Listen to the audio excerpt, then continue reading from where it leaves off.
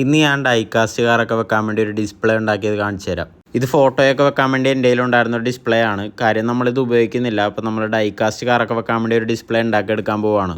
അതിനായിട്ട് നമ്മളിത് ഫുൾ അഴിച്ചെടുക്കണം. അതിനകത്തുള്ള ഫോട്ടോയും ആ ഫ്രെയിംസും എല്ലാം എടുത്ത് മാറ്റിയിട്ട് വേണം നമ്മളത് ഉണ്ടാക്കാൻ വേണ്ടി. ഇത് ഫോറക് ഷീറ്റ് ഉണ്ടെങ്കിൽ കുറച്ചുകൂടി നന്നായിട്ട് ഉണ്ടാക്കാം. പക്ഷേ എനിക്ക് ഫോറക് ഷീറ്റ് കിട്ടാഞ്ഞുകൊണ്ടാണ് ഞാൻ ഈ ഒരു മെറ്റീരിയൽ കൊണ്ട് ഇത് ഉണ്ടാക്കിയത്.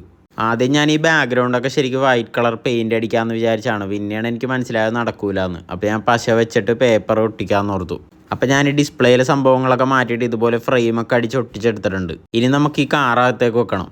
കാറെല്ലാം ഡിസ്പ്ലേയിൽ വേണ്ട പോലെ വെച്ചതിന് ശേഷം നമ്മളിത് കംപ്ലീറ്റ് ആയിട്ട് ക്ലോസ് ചെയ്യണം. കാർ വെക്കുമ്പോൾ വീലിലൂടെ ചെറുതായിട്ട് പശ ഒഴിച്ച് കഴിഞ്ഞിട്ടുണ്ടെങ്കിൽ കാർ അങ്ങോട്ടും ഇങ്ങോട്ടുള്ള മൂവ്മെൻറ്റ് നിൽക്കും. ഇതാണ് നമ്മൾ ചെയ്ത് കഴിഞ്ഞിട്ടുള്ള ഏകദേശം ഔട്ട്പുട്ട്. ഇത് LED ലൈറ്റ് കത്തുന്നതാണ്. അതും കൂടി നമുക്ക് വർക്ക് ചെയ്യിച്ച് നോക്കണം.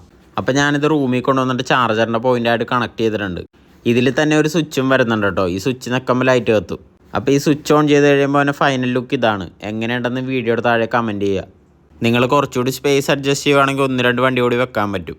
അപ്പോൾ ഇങ്ങനത്തെ ഉപയോഗശൂന്യമായിട്ടുള്ള സാധനങ്ങളൊക്കെ ഉണ്ടെങ്കിൽ നമുക്ക് ഇതുപോലെ അടിപൊളി സാധനങ്ങളൊക്കെ ഉണ്ടാക്കിയെടുക്കാൻ പറ്റും. അപ്പോൾ നിങ്ങളുടെ കയ്യിൽ ഇതുപോലത്തെ ഐറ്റംസ് ഒക്കെ ഉണ്ടെങ്കിൽ തീർച്ചയായിട്ടും ഇതൊന്ന് ഉണ്ടാക്കി നോക്കുക.